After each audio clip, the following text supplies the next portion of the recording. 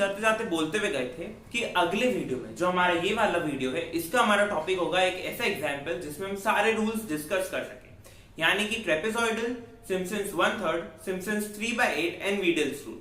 तो हमारे पास एक क्वेश्चन है, वो है sin x minus log to the base ex plus e to the power x। ये हमारा इंटीग्रेशन बोल सकते हो या आप बोल सकते हो ये हमारा फंक्शन है fx। हमारे पास a और b की वैल्यू दी हुई है, यानी कि इंटीग्रेशन की रेंज दी हुई है 0.2 to 1.4, यानी कि हमको दिया हुआ है a is equal to 0.2 and b is equal to 1.4। हमें अब इसमें 4 रूल्स जो है हमारे वो अप्लाई करने हैं। 4 रूल्स अप्लाई करने के लिए सबसे पहले हमको चाहिए कि h की वैल्यू या फिर n की वैल्यू, या तो हमारे पास हो h की वैल्यू या हो n की वैल्यू। यहाँ पर हमारे पास दोनों ही नहीं है, तो हम करते हैं कि हम इस इंटरवल को डिवाइड कर देते हैं। सपोज करते हैं n की वैल्यू हम ले रहे हैं 12। ओके, तो हमारे पास h आता है b minus a by n which is 1.4 minus 0.2 by 12 which is 1.2 by 12 and h comes to be 0.1। तो ये तो आ गई हमारी h की वैल्यू। अब हमें देखना है कि x y की अलग अलग वैल्यूज क्या होगी। उसके लिए सबसे बेस्ट तरीका होता है कि आप एक टेबल बना लें जिसमें पहला कॉलम हो x का, उसके बाद क्योंकि ये एक मल्टी फंक्शनल है, ये एक मल्टी वैल्यूड फंक्शन, देखिए sin x एक अलग फंक्शन है, log x अलग फंक्शन है, ex अलग फंक्शन है।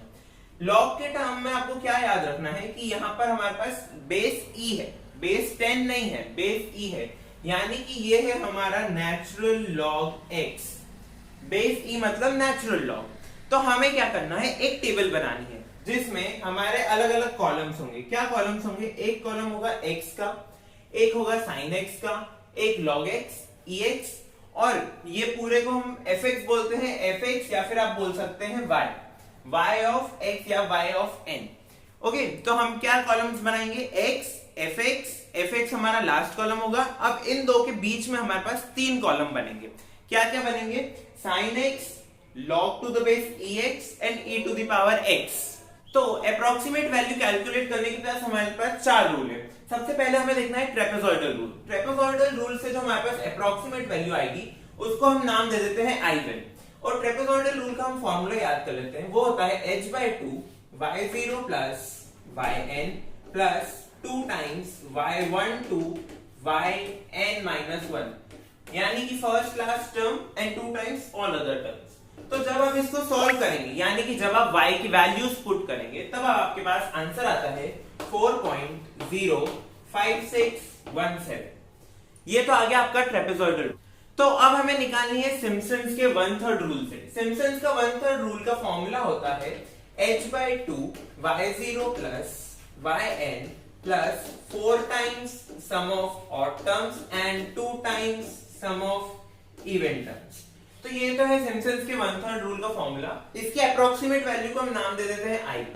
जब आप इसमें वैल्यू पुट करते हैं y की, तो आपके पास वैल्यू आती है 4.05108। ये है आपका सिम्पसन्स 1/3 रूल। नेक्स्ट हमें देखना है सिम्पसन्स का 3/8 रूल। उससे पहले हम बता देते हैं जो y की वैल्यूज है, y0, y1 से लेके yn, n है यहाँ पर 12, y की जो वैल्यूज है वो आपको टेबल में देखनी पड़ेगी बार बार, और उन्हें ऐड करके अलग अलग कांस्टेंट के साथ मल्टीप्लाई करना रहेगा।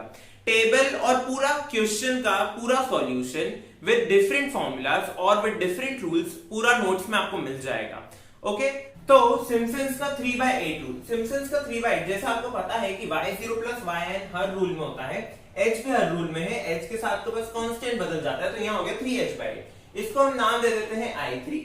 और सिम्पसन्स के 3/8 का फॉर्मूला होता है y0 plus yn plus 2 times y3 plus y6 and so on, यानी कि सम वो जो 3 के मल्टीपल्स में है, plus 3 times y1 plus y2 plus y4 plus and so on, यानी कि वो टर्म्स जो 3 के मल्टीपल में नहीं है और जो यहाँ पर छूट गई है वो वाली सारी टर्म्स। जब आप इसको सॉल्व करते हैं तो आंसर आता है 4.05116। ये तो आ गया आपका सिम्पसन्स के 3/8 से फॉर्मूला। अब हमें देखना है वीडल्स रूल। तो अब देखते हैं वीडल्स रूल। वीडल्स रूल के हम अप्रोक्सीमेट वैल्यू को i4 नाम दे देते हैं। ये होता है 3h/10, y0 प्लस yn सब में एक से लिखा होता है। उसके बाद ऐड करने पे आपको याद है वीडल्स रूल में एक टेक्निक होती है, वो होती है 516152, यानी कि जो y0 है और जो yn है उनको छोड़ दीजिए, उसके अलावा जितनी भी टर्म्स आती है, उसके अलावा जो भी टर्म्स है, भले ही हो सकता है बीच में 24 टर्म्स आ रही हो, तो आपको इनका मल्टीप्लाई करना है कांस्टेंट का y1 से लेके y6 तक, और फिर वापस इन्हीं को रिपीट करते जाना है। तो जब आप इसको सॉल्व करेंगे तो आपके पास आएगा 5y1 plus 1y2 plus 6y3 and so on. ये आपको नोट्स में मिल जाएगा पूरा फॉर्मूला। जब आप इसको सॉल्व करते हैं फाइनली तो आपके पास आंसर आता है 4.05098। ये तो आ गया आपका वीडल्स रूल से आंसर, यानी कि I4 की वैल्यू। तो अब हमारे पास चारों रूल के फॉर्मूलेस भी हमने रिवाइज कर लिए हैं और अप्रोक्सीमेट वैल्यू यानी कि I1, I2, I3 and I4 हमने निकाल ली है। अब हम निकाल लेते हैं एक्चुअल वैल्यू और फिर हम निकाल लेंगे एरर क्या आता है।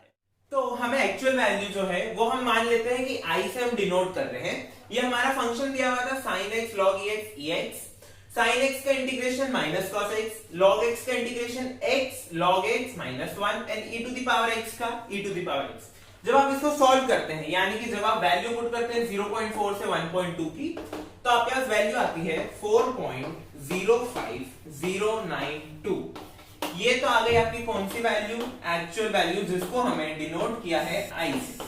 अब हमें क्या निकालना है, एरर क्या आता है। अलग अलग टर्म से या फिर अलग अलग रूल से क्या एरर आ रहा है, ट्रेपेजॉइडल, सिम्पसन्स 1/3, सिम्पसन्स 3/8 एंड वीडल्स, इनसे हमें देखना है कि एरर क्या आ रहा है और किससे हमें सबसे कम एरर मिल रहा है।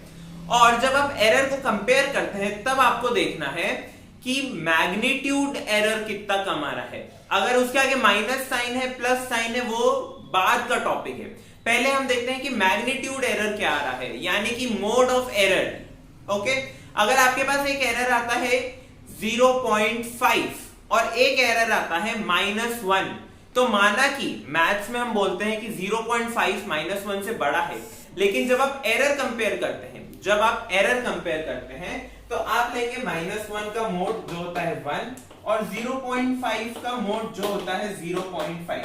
अब आप इन दोनों में कंपेयर करिए, जो मॉडल वैल्यू है आपको उसे कंपेयर करना है। तो आप देखेंगे कि 1 0.5 से बड़ा है, यानी कि जो टर्म या जो रूल हमें एरर दे रही है 1 का, या आप बोल सकते हैं -1 का, वो टर्म, वो जो वैल्यू है वो हमारे लिए ज्यादा फायदेमंद नहीं है। हमारे लिए कौन सा रूल फायदेमंद है, जो हमें 0.5 वाली एरर दे रहा है। ओके, तो अब हम देखते हैं एरर्स क्या आते हैं।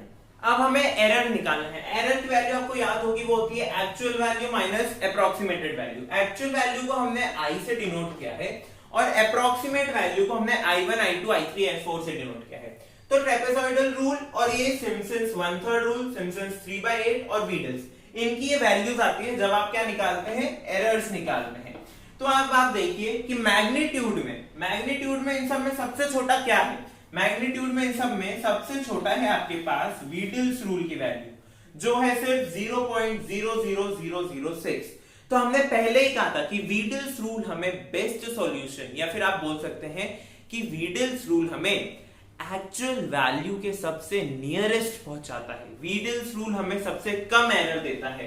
तो आप यहां पर खुद ही देख रहे हैं इस एग्जांपल से, वीडल्स रूल ने हमें बेस्ट आंसर दिया है, या फिर आप बोल सकते हैं एरर लेस या फिर लीस्ट एरर आंसर दिया है हमें किसने, वीडल्स रूल। तो यहां पर हम देख सकते हैं वीडल्स रूल जो है वो हमारे लिए न्यूमेरिकल क्वाड्रेचर में जो हमने 4 रूल पढ़े हैं उसमें सबसे बेस्ट प्रूव होता है। आप इस क्वेश्चन को ट्राई और भी कर सकते हैं। h की वैल्यू आप ले लीजिए 0.2, या फिर आप बोल सकते हैं n की वैल्यू हमने ले ली 6।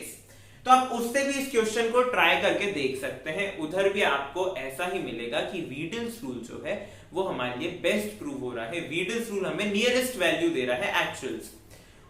तो मिलते हैं नेक्स्ट वीडियो में। नेक्स्ट वीडियो में हम एक नया टॉपिक लेंगे, जो टॉपिक होगा सीरीज एंड सीक्वेंस। जी हाँ, सीरीज एंड सीक्वेंस ये one of the most widely used topic है। ये आपको मैथ्स के अलावा स्टैटिस्टिक्स में भी मिलता है। सीरीज एंड सीक्वेंस का यूज स्टैटिस्टिक्स में भी बहुत होता है और उसके अलावा फिजिक्स में भी होता है। फिजिक्स में यानी कि सिर्फ फॉर्मूलाज यूज होते हैं, उनका डेरिवेशन और ये नहीं आता है, लेकिन उनका डेरिवेशन बहुत इजी होता है और एग्जाम्पल्स, सीरीज एंड सीक्वेंस के एग्जाम्पल्स करने में बहुत मजा आता है। तो मिलते हैं अगले वीडियो में, तब तक के लिए हमें सपोर्ट करते रहिए और हमारे वीडियोस देखते रहिए।